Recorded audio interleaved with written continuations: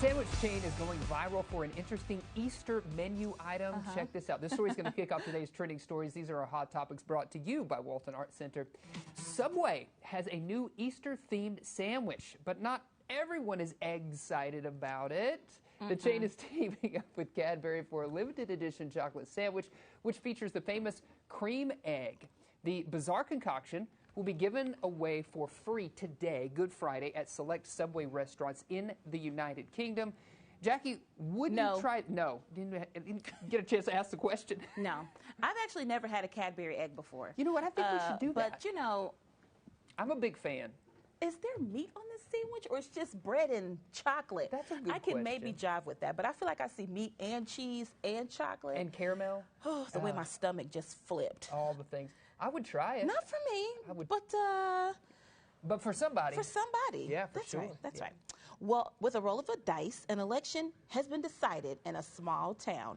The village president for the village of Sister Bay, Wisconsin, took the roll of the dice to settle an election night tie. Both candidates, they were tied with 256 votes, so the race went into a tiebreaker.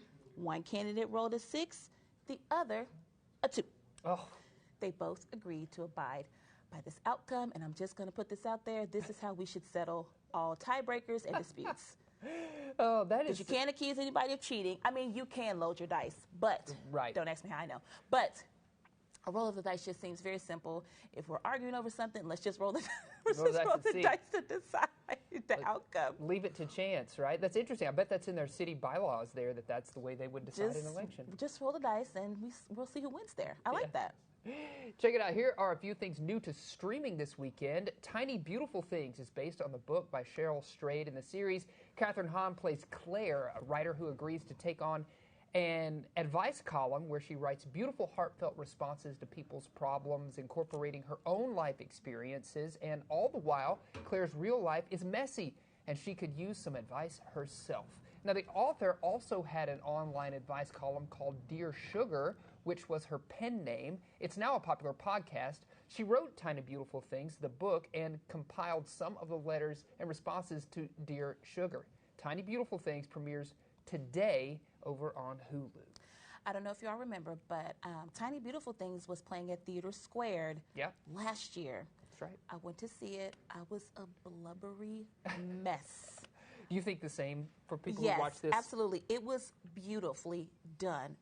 The actors who were here, one of them is my friend Broderick, was amazing. His particular story kind of at the end, because all the characters end up having like their own stories.